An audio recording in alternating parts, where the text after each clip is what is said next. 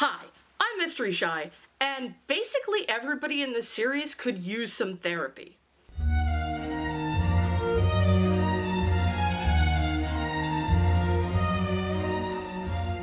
I pretty much devoured this book as soon as it arrived. Now, I wasn't expecting the second volume to have such an impact on me, but it was such an emotional gut punch. Like they say, you need to eat your vegetables before you can have your dessert. Well, you need to suffer through the hurt before you can get to the comfort. I'm going to be talking about the second volume of The Glass Scientists. If you missed my video on the first book, now's the time to check it out.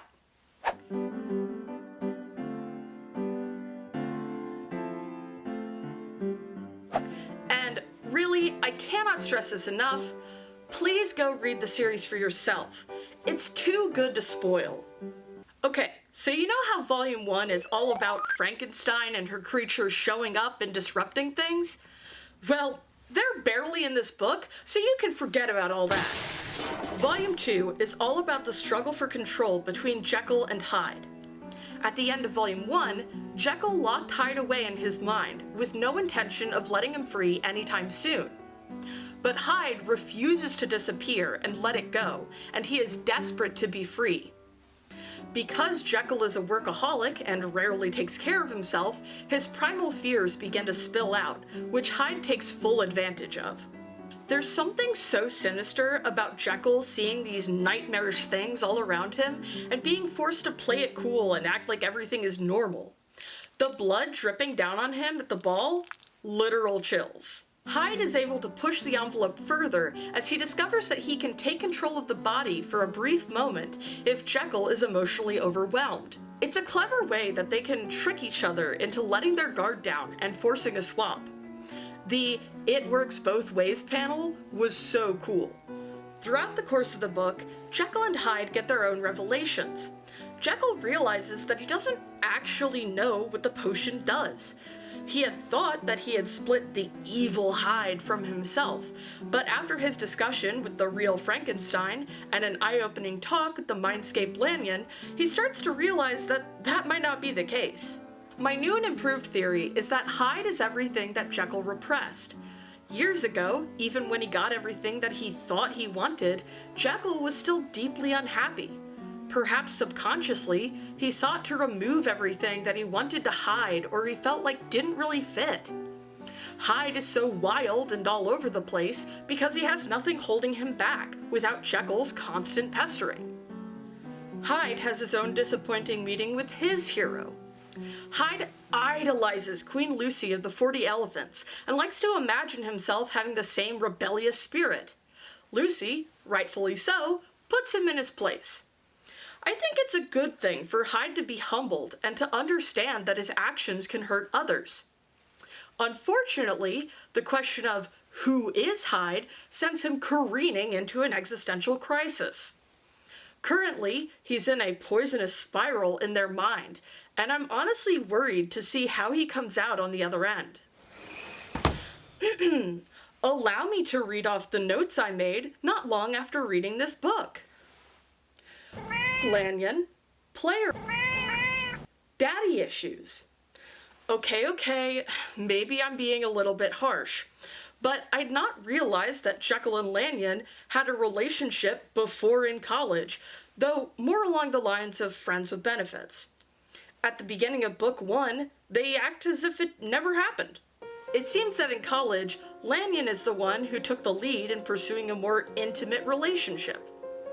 He had a history of sleeping around and dropping all of his previous lovers the moment they got too attached. Younger Jekyll was blinded by his more emotional attraction to Lannan and hid his true feelings so as not to jeopardize their relationship. When Lannan was pushed into an arranged marriage by his father, Jekyll was unable to show his true feelings. Some of the quotes from Lannan in this scene had me heated. Why would someone ever give up all their future prospects for someone like you? Besides, what do you care?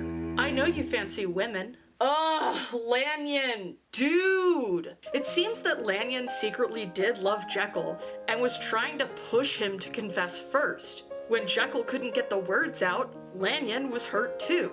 But still, Jekyll was scared to show how he truly felt because you made it clear that you didn't want to get close. Hello? This leads back to my earlier thoughts about Hyde. In my video about the first book, I initially thought that Hyde hated Lanyon because he embodied the perfect gentleman in his mind. Well, that is part of it. The true reason is because Hyde feels the full emotional pain of how things ended. The way Jekyll explains it to Jasper, when he was with Lanyon, he felt as if he had mentally split himself in two. The panels show two versions of himself, one green and one red.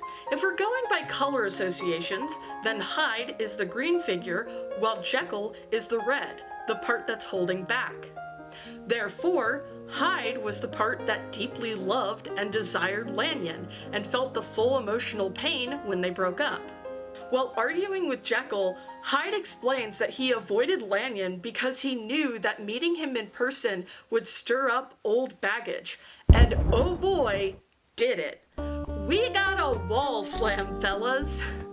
Hyde got so flustered, he had to lash out in anger. I was surprised that Hyde held back as much as he did in order to hide their identity, mostly because, most of the time, Hyde doesn't care about consequences. Even though Lanyon went through with the marriage, there's still hope for him and Jekyll. Everly, Lanyon's wife, was also forced into the marriage.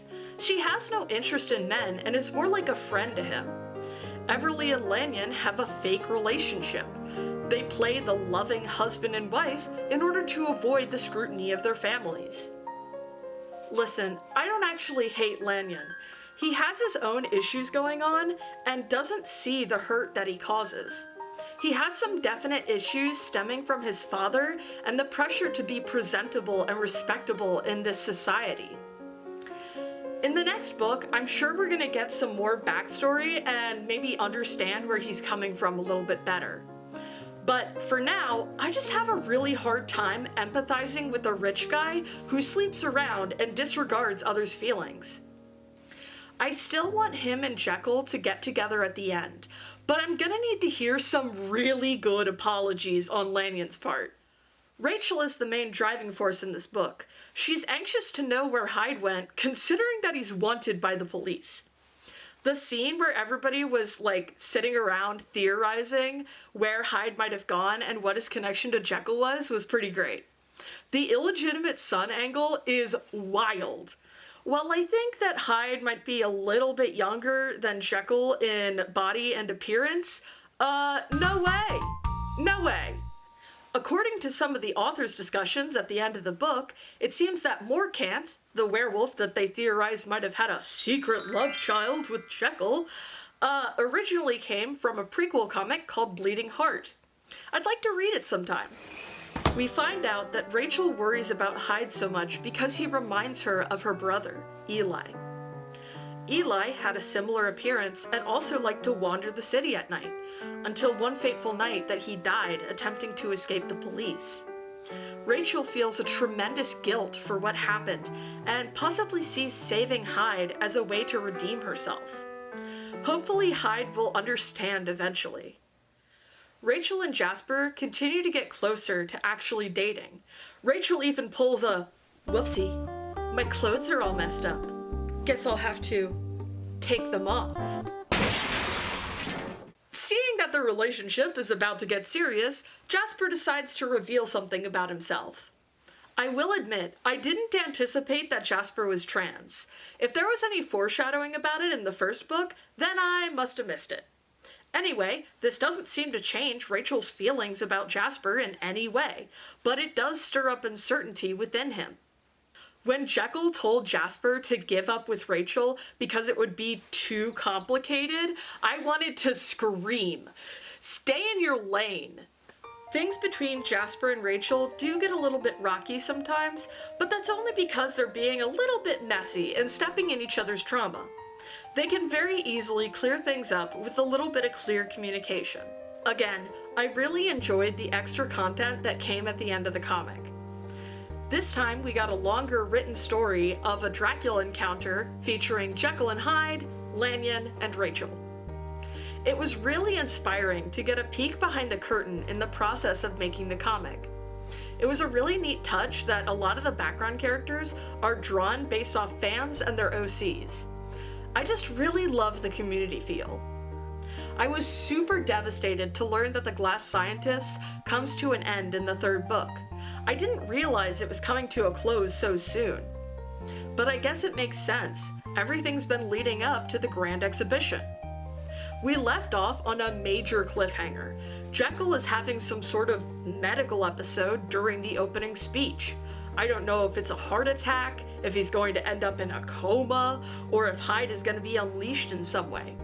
No matter what, I'm looking forward to see where this goes.